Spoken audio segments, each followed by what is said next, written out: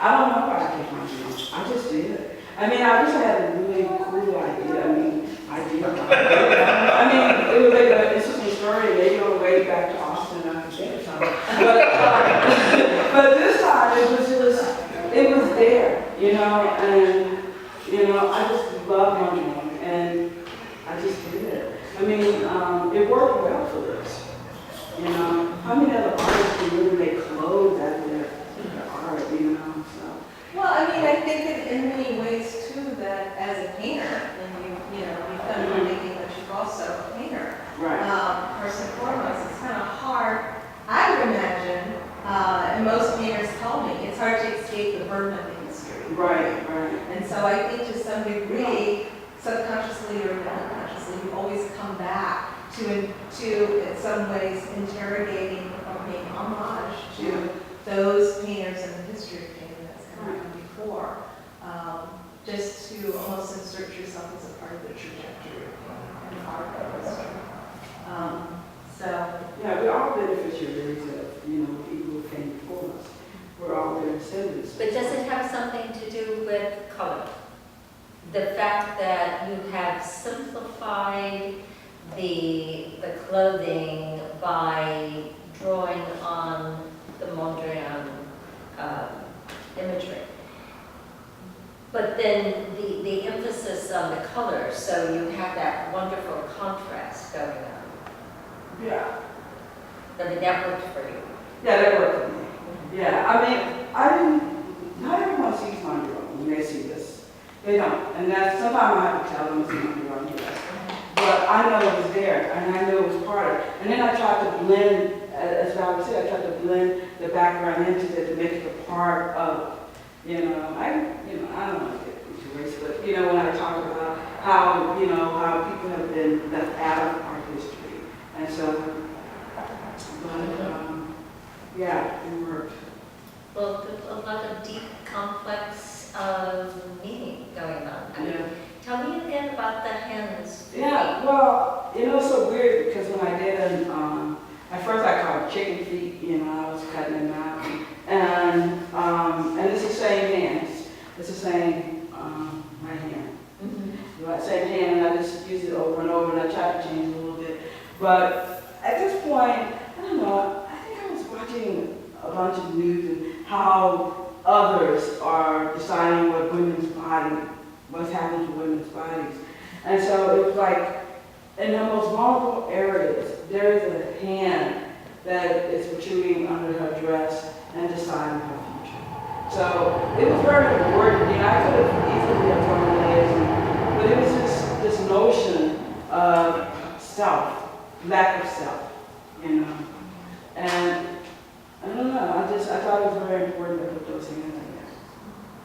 What is she holding on to? Well, it's a little pocketbook, you know. I don't know, it's still a little girl, I don't know. I mean, it's cold outside, it's snowing. I put a little purse right there. I don't know. It's the first time that we actually see the pixelation.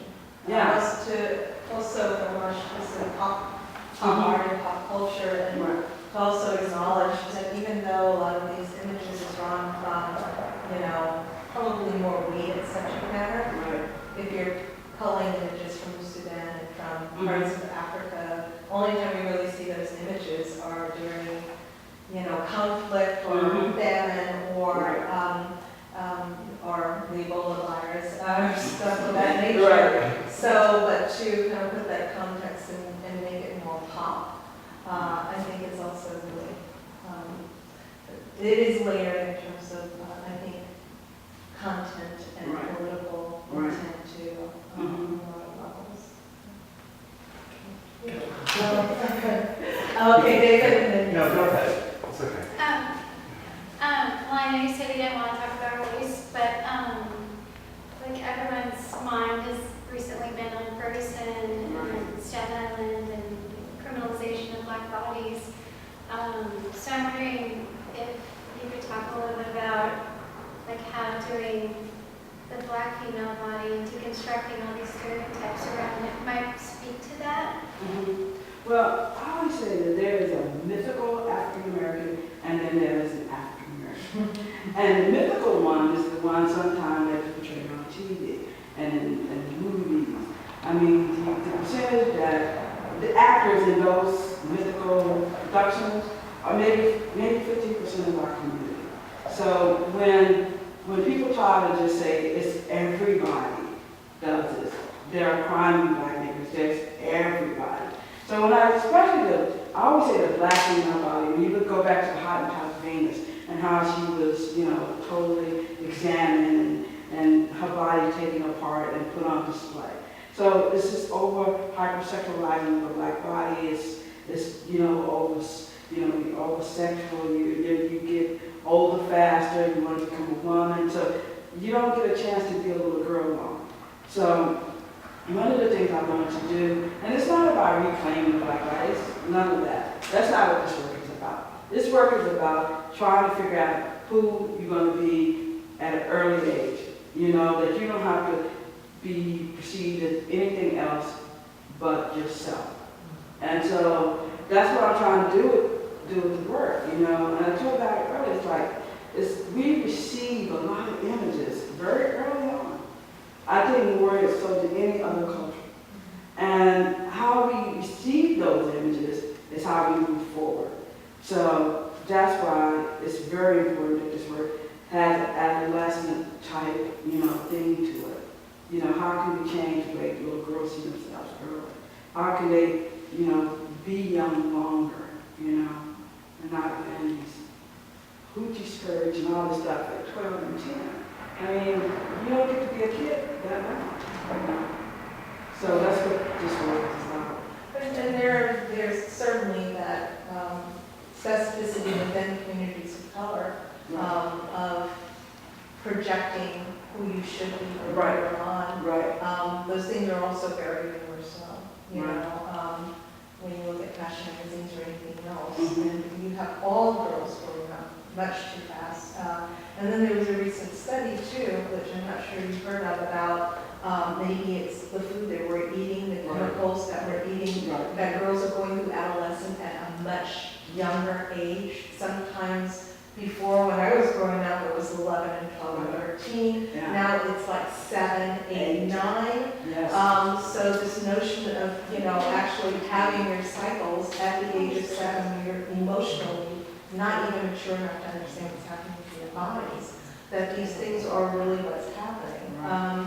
So, I mean, there's certainly all of that. And it also brought up something because I spoke earlier to Molly Linsner, and she was saying, what is this notion of post-black? Tell me about that. It is not language I subscribe to. I never use that language, and I never will. And I think it's precisely because of that. I think it alludes to the fact that in many ways we live in a colorblind society. We live in a society where the perception of who you are is not determined by your skin tone, and that is just not our realities, period. But I think the context of where it was, what it was trying to say, I think the language is wrong, but what they were trying to say is how does one move through the world as an artist, as a black artist in a new millennium? Right. And is there a way to move beyond the old tropes and the old conversations, and why does there always have to be the dichotomy of black-white? Right. Our worlds are not black-white. Right. And black is no longer Black American. Right. It's Cuban, It's always Asian. been. Yeah. It's always been. Yeah, it's been a total of a lot of things. Right.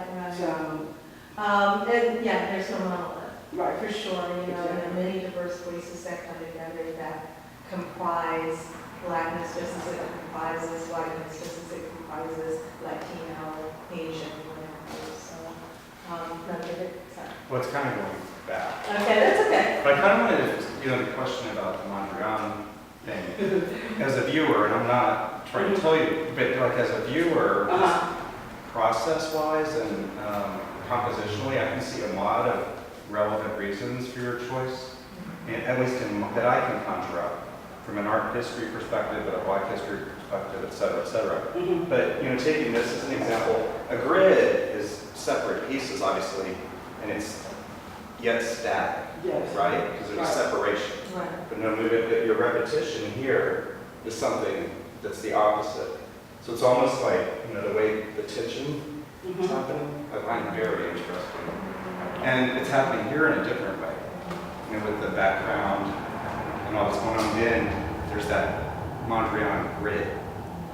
And it's really pronounced in an interesting way. Right. So I think there's probably something more to it. Yeah, I haven't probably worked It's out. intuitive or instinctive Yeah. to you, perhaps. Yeah, and at that point, to be honest, I was working. I was just working. I mean, I wasn't really, I didn't have to write yet Mhm. about the work. So Right. this is a process of just working through it. And a lot of things happen, Mhm. during that process. So hopefully, I'm glad you guys see that stuff. I mean, I did learn something in Syracuse. I guess that's not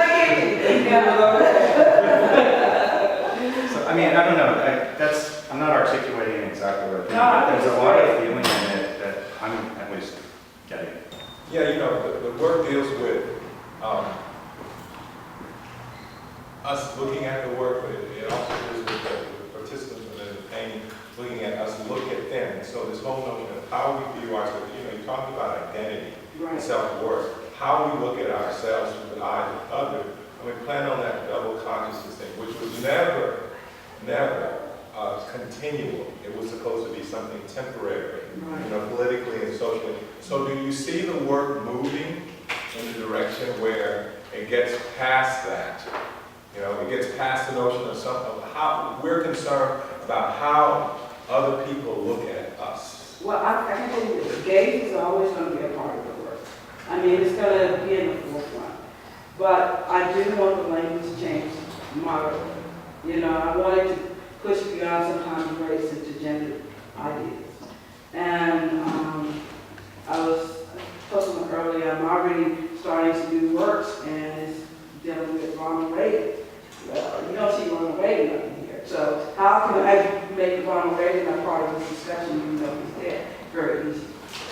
So, I mean, it's very easy. I'm not getting into it, but it's very easy.